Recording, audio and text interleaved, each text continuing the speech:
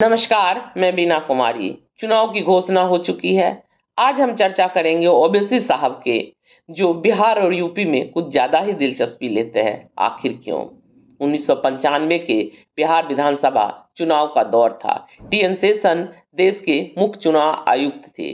चुनाव में उम्मीदवारों के खर्च का सारा ब्यौरा देना पड़ता था। यहाँ तक कि खर्च की सीमा भी तय थी। उम्मीदवार कितनी गाड़ी का इस्तेमाल करेंगे ये भी तय था। स्वाभाविक है, नेताओं उम्मीदवारों में हड़कंप मचा हुआ था। परंतु केरल के जन में और मद्रास से पढ़े लिखे शेषन साहब को ये अंदाजा न था कि ये बिहार है। यहाँ हर चीज का काट निकाल लिया जाता है। बिहार नियम का अपवाद भी निकाल लेता है। वह यूं कि नेताओं ने अपना अपना डमी कैंडिडेट एक एक या दो दो खड़ा करना शुरू कर दिया, जिसके नाम पर अतिरिक्त गाड़ी का इस्तेमाल होना था। उन डमी कैंडिडेट को सिर्फ ये ध्यान रखना था कि जिस गाड़ी का वो इस्तेमाल कर रहे हैं उस पर किसी पार्टी का झंडा न हो, और समय पर चुनाव आयोग को खर्च का ब्यौरा दे देना था। आम जनता को तो ये नाम बैलेट पेपर से ही पता चलता था। समय के साथ डमी कैंडिडेट की जगह डमी पार्टी का जन्म हुआ, जो किसी एक पार्टी को मदद करने के लिए चुनाव लड़ती है, ताकि कुछ वोट काट ले फिर चुनाव ताकि कुछ वोट काट ले और किसी विशेष पार्टी को फायदा पहुंचा सके तथा चुनाव के परिणाम को भी प्रभावित कर सके। आज इसी वोट कटवा पार्टी के चुनाव लड़ने की खेल को समझने का प्रयास करते हैं। ओवैसी साहब हैदराबाद के रहने वाले हैं। आज तक तेलंगाना विधानसभा में उनका 7 से 8 सीट नहीं हुआ है। 7 से 8 सीट नहीं हो पाया है। 9 से अधिक सीट पर वो पिछली विधानसभा में चुनाव भी नहीं लड़े थे। तेलंगाना उनका गृहराज है। जहां वो मेहनत करें तो वहां के मुख्यमंत्री भी हो सकते हैं।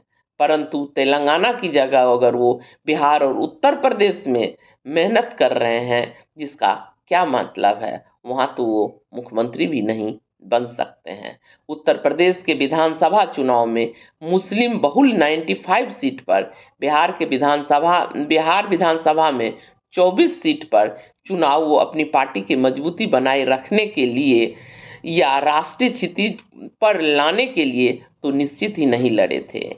2024 के लोकसभा में बिहार मुस्लिम बहुल 11 सीट और उत्तर प्रदेश की संभवतः 25 सीट पर लड़ने की घोषणा उनकी पार्टी ने किया है। परंतु मजे की बात यह है कि वो तेलंगाना से कितनी सीट पर लड़ेंगे अभी तक उसकी घोषणा नहीं की गई है। पिछली विधानसभा में बिहार में उनकी पार्टी ने 5 सीटों पर जीत हासिल किया। 5 लाख वोट मिले। कुल वैध मतों का 1.24% था। जानकार बताते हैं कि यह जीत उन उम्मीदवारों की निजी जीत थी जो बाद में पांचों विधायक महागठबंधन में शामिल हो गए। एक दूसरी परिस्थिति यह भी बनता है कि मायावती की बसपा को लगभग 6,28,000 वोट मिला। बसपा और ओबीसी के वोट को मिला दीजिए तो यह 11 लाख के ऊपर बनता है।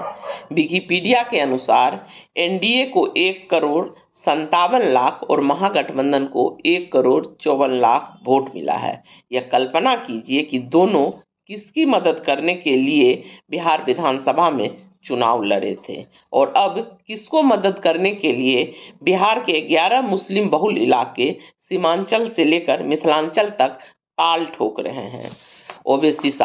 ओवैसी जो अपने आप को अल्पसंख्यकों का हितैषी बताते हैं, 4 बार सांसद और 2 बार विधायक रह चुके हैं। लंदन से कानून की पढ़ाई कर चुके हैं। दुनिया के 500 प्रभावशाली मुस्लिम में इनका नाम आता है। इनके पिता 6 टर्म एमपी रह चुके हैं। AIMIM की स्थापना इनके दादा ने किया था। हैदराबाद और इसके आसपास इनका medical college, engineering college, MBA, MCA, pharmacy आदि शिक्षण संस्थानों का जाल है। एक अखबार भी निकालते हैं और एक बड़ा कोऑपरेटिव बैंक भी चलाते हैं।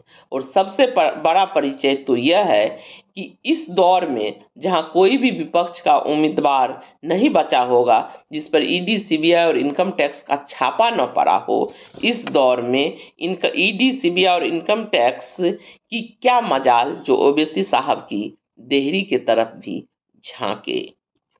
आखिर यह आश्चर्य कैसे हो सकता है जो खानदान तीन तीन पीढ़ियों से चुनावी राजनीति में हो, व्यवसाय का एक इतना बड़ा साम्राज्य हो, उससे कोई गलती ना हुई हो, और तो और मोदी सत्ता उस चूक को ना खोजा हो। क्या यह साफ साफ नहीं लगता कि ईडी, सीबीआई और इनकम टैक्स की मेहरबानी के बदले ओवैसी मुस्लिम वोटों का बंटवारा करके भाजपा को फायदा पहुंचाने के लिए बिहार, उत्तर प्रदेश जैसे राजनीतिक रूप से अति सक्रिय राज्य में चुनाव लड़ते हैं।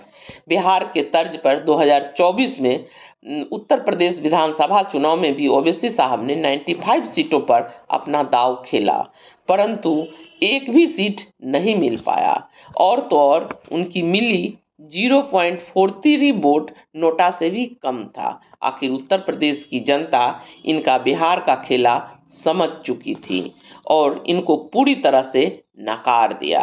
जनता यह समझ चुकी थी कि ओवैसी के कारण ही बिहार में महागठबंधन की सरकार नहीं बन पाई।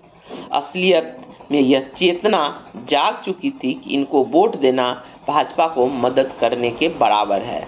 मायावती जी वैसे ही आत्मसमर्पण कर चुकी है, उनका हर कदम भाजपा को मदद करने के लिए ही उठता है।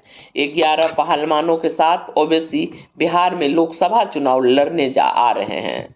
यह जनता को तय करना है कि इस तरह के डमी उम्मीदवारों के साथ क्या सलूक करना है।